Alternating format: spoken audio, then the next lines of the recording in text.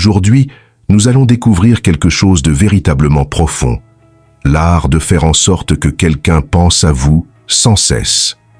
Mais laissez-moi clarifier dès le départ, il ne s'agit pas de manipulation ou de jeu d'esprit bon marché, mais de techniques ancrées dans la sagesse ancienne et la psychologie moderne. Ce sont des méthodes qui peuvent faire de vous une personne d'intrigue, de pouvoir et d'influence. Il y a quelque chose de magnétique chez les individus qui peuvent capturer l'esprit des autres, même lorsqu'ils ne sont pas présents. Comment font-ils? Comment parviennent-ils à faire en sorte que les autres deviennent obsédés par eux?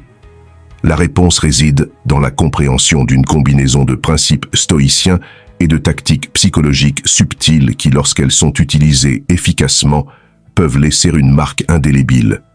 Vous voyez, la véritable puissance du stoïcisme ne réside pas seulement dans la maîtrise de vos émotions, mais dans la maîtrise des perceptions que les autres ont de vous. En combinant le détachement stoïque avec les idées de la psychologie noire, vous pouvez apprendre à projeter une aura impossible à oublier. Mais avant de commencer, définissons le ton. Commentez ci-dessous « Je détiens le pouvoir » si vous êtes prêt à apprendre les secrets que la plupart des gens ne comprendront jamais. Et si vous trouvez cela déjà intriguant, appuyez sur le bouton « J'aime » pour que d'autres puissent découvrir la sagesse que vous allez recevoir. Maintenant, commençons. Numéro 1. Le pouvoir de l'absence. Soyez l'espace vide qu'ils ne peuvent pas remplir. Commençons par l'un des principes les plus puissants mais contre-intuitifs, l'absence. Si vous voulez occuper les pensées de quelqu'un, vous devez d'abord quitter sa présence immédiate. C'est un paradoxe de la nature humaine. Ce à quoi nous avons un accès constant, nous le prenons pour acquis. Ce qui est rare, nous y accordons de la valeur. Votre absence est l'espace dans lequel leur imagination commencera à combler le vide avec des pensées sur vous. Pensez-y de cette façon. Avez-vous déjà écouté de la musique et soudainement elle s'est arrêtée? Vous n'aviez peut-être pas remarqué la mélodie de fond pendant qu'elle jouait, mais dès qu'elle s'est arrêtée, vous avez ressenti son absence. C'est pareil avec les gens. Lorsque vous vous éloignez, même légèrement, vous créez un espace pour qu'ils se demandent pourquoi vous n'êtes pas là ou ce que vous faites. Ce simple acte vous fait ressortir de tous les autres qui cherchent constamment à attirer leur attention. Voici le cadre psychologique derrière cela. Il s'appelle le principe de rareté. En tant qu'êtres humains, nous attribuons plus de valeur aux choses qui sont rares ou moins accessibles.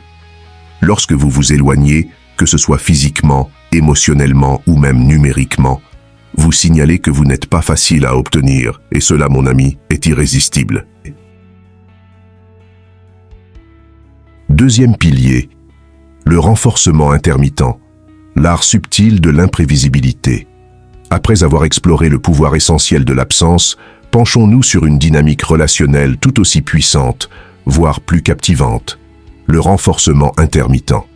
Ce principe psychologique, utilisé parfois inconsciemment, est à la base de nombreuses interactions humaines et, de manière plus insidieuse, de certaines formes d'addiction. Pourquoi est-il si efficace? Parce que l'incertitude active notre esprit, le stimule et le maintient dans un état d'éveil constant. Prenez l'exemple des jeux de hasard, notamment les machines à sous. Le joueur tire inlassablement le levier sans savoir quand la combinaison gagnante apparaîtra. Cette imprévisibilité crée une tension, une anticipation qui attise l'envie et incite à persévérer. Cette même dynamique se transpose dans les relations humaines. Lorsque votre attention n'est pas une donnée acquise, lorsque l'autre personne ne peut anticiper vos réactions, elle est amenée à scruter vos actions, vos paroles, vos silences, afin de décrypter vos intentions. Elle va alors repasser en boucle vos interactions, à la recherche de schémas qui souvent n'existent pas, et vous place, par la force des choses, au centre de ses pensées.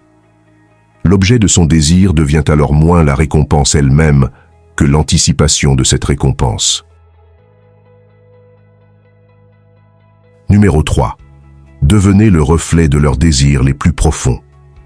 Passons maintenant à l'une des techniques les plus puissantes pour créer une connexion indestructible, le fait de refléter leurs désirs les plus profonds.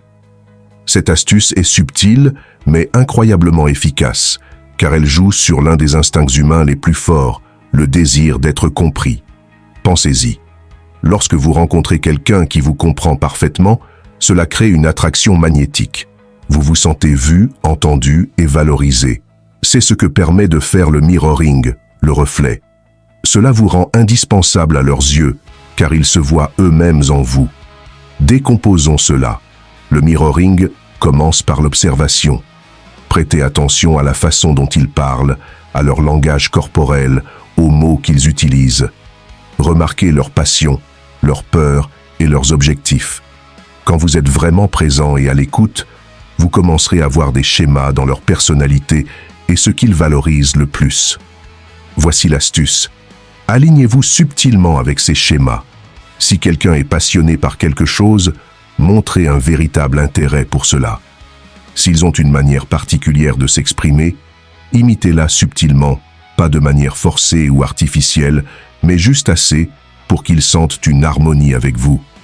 Les gens sont naturellement attirés par ceux qui reflètent leur identité. Numéro 4. Exploitez la peur de la perte. Maintenant, nous abordons l'une des forces les plus primales et puissantes de la psychologie humaine, la peur de la perte. Les gens sont naturellement plus motivés à éviter de perdre quelque chose qu'ils valorisent que de gagner quelque chose de nouveau. Ce principe, connu sous le nom d'aversion à la perte, est profondément ancré dans la psyché humaine, et lorsque vous apprenez à l'utiliser judicieusement, vous pouvez créer une présence indéniable dans l'esprit de quelqu'un. Pensez-y. Quand avez-vous apprécié quelque chose profondément, seulement après l'avoir perdu? Peut-être une relation, une opportunité, ou même une simple routine. La perte a une manière d'affiner notre conscience de la valeur. Si vous voulez occuper l'esprit de quelqu'un, vous devez lui rappeler subtilement, sans le dire explicitement, que votre présence dans sa vie n'est pas garantie. Décomposons cela en étapes concrètes. Premièrement, montrez votre valeur à travers vos actions. Les gens ont peur de perdre ce qu'ils perçoivent comme rare ou irremplaçable.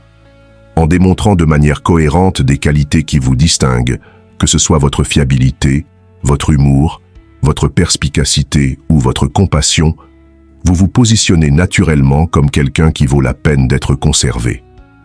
Deuxièmement, créez des moments de micro-absence. Cela fait écho à notre discussion précédente sur la puissance de l'absence, mais ici nous l'utilisons spécifiquement pour déclencher une réflexion. Par exemple, si vous avez été en communication régulière, faites un petit pas en arrière, sautez un message, retardez une réponse ou laissez une conversation se terminer plus tôt que d'habitude. Ces moments créent un vide subtil qui les pousse à réfléchir sur la valeur de votre présence. Troisièmement, soyez prêt à partir. C'est le levier ultime. Lorsque les gens sentent que vous n'êtes pas dépendant de leur attention ou validation, ils travailleront instinctivement plus fort pour vous garder dans leur vie. Cela ne signifie pas que vous devez jouer à des jeux ou menacer de partir, mais que vous cultivez véritablement un sens de l'indépendance.